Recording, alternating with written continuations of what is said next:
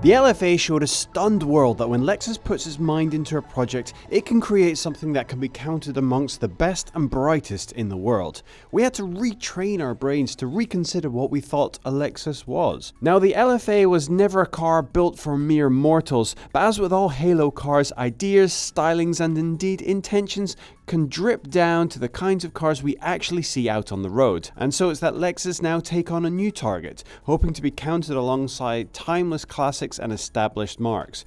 This time the target is the sports coupe, and the crosshairs are trained on the likes of BMW and Mercedes. And the car hoping to pull the trigger? This, the RCF.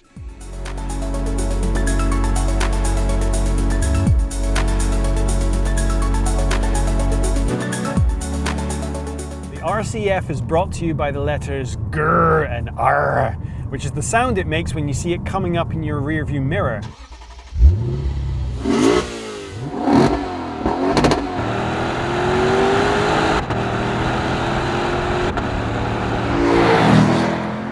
On the styling front, the RCF throws subtlety right out the window in favour of a face that many have described like a predator's maw.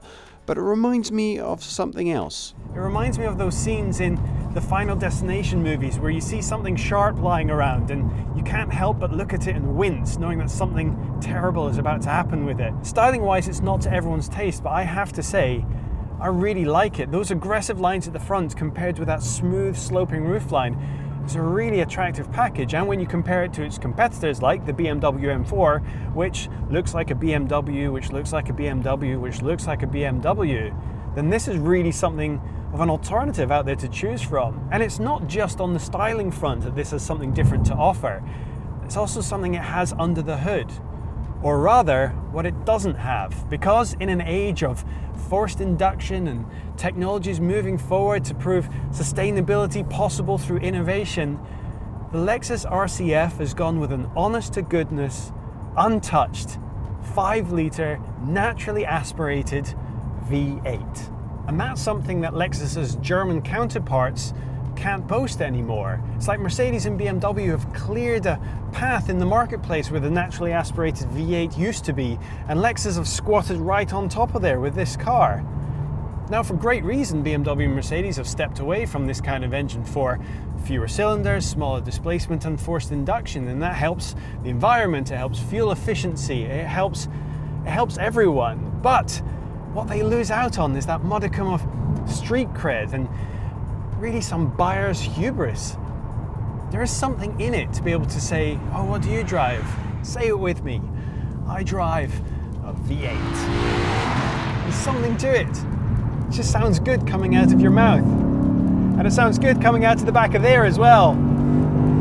It's such a rare thing nowadays for manufacturers to even consider. There are so few left that when we were discussing it in the office, we actually had to look it up to see how many cars still offer it. And we had to look pretty hard. A naturally aspirated V8 therefore is like a T-Rex. Big, hefty, loud and awesome, but sadly not built for this day and age. And yet here it is, tucked in snugly under that vicious looking bonnet. On paper at least you're getting some great performance. By my calculation, at 471 bhp, it packs only 15% less power than the LFA at 1/5 the price. That seems quite a bargain. There's also a chunk more than in the M4, and it's halfway to having as much horsepower as the M4 GTS. It is, however, heavier, to the tune of 2 good-sized adult men, which makes it more than half a second slower to 62 at 4.5 seconds. Still no slouch, mind, but how does that extra weight make it feel out on the road? If you were to just plot me in this car and ask me to guess how much horsepower it had, I would probably guess significantly short of what the brochure would actually tell you this has.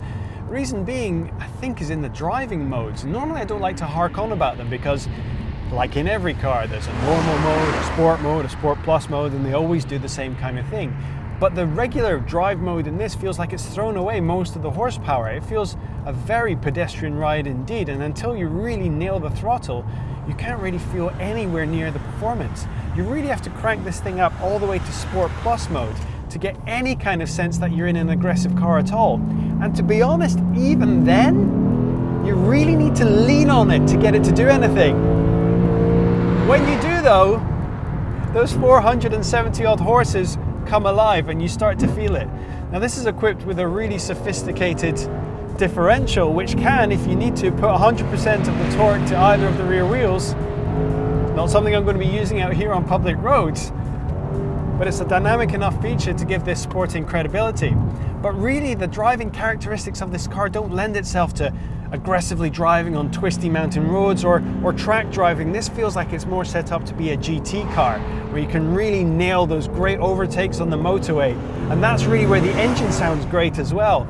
At the lower rev ranges, anything below 4,000, this thing sounds quite mediocre. And it's not until you get above there that it really starts to sing. The steering feels quite weighty, which at slower speeds I was feeling was too heavy, but now traveling with a bit more pace actually feels a lot more controlled and engaging. The suspension is quite firm. Even in the regular driving modes it felt quite bumpy, and I would have liked to have been able to separate the suspension setups from the other parts of the drivetrain to keep it a little bit softer while making the throttle response a little bit sharper and tightening up the gearbox. Unfortunately, you have to select everything as a package. And that means you can't quite dial into exactly the kind of driver you are and the kind of experience you want. The gearbox isn't the best in the world.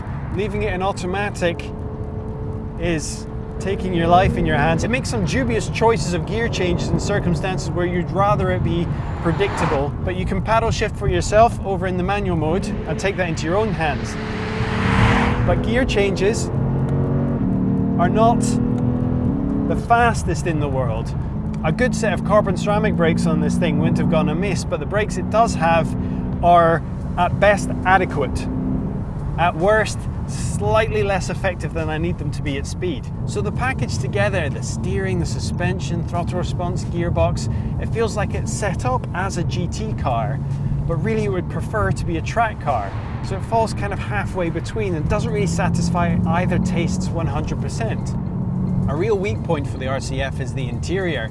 There are some slight trickle down effects from the LFA, like this digital display up front, which looks the part, but everything else feels a little bit cheap, a little bit tacky, and there are big chunks of the internal cabin which just look like they come from a car that was a lot cheaper and a lot older. I do like these bolstered seats though, and the driving position is pretty comfortable. It does feel like you're getting into a sports car. You feel you're ready to hit the track, even if the rest of the car doesn't necessarily match up with those expectations. I could spend quite a lot of time in this thing if I could stay on the throttle long enough for that V8 to really win me over. But you have to nail it so hard to find it, you'd be stopping every 15 minutes to fill up the fuel tank.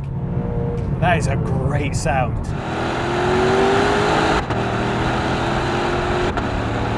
Under load, that engine sounds absolutely fantastic.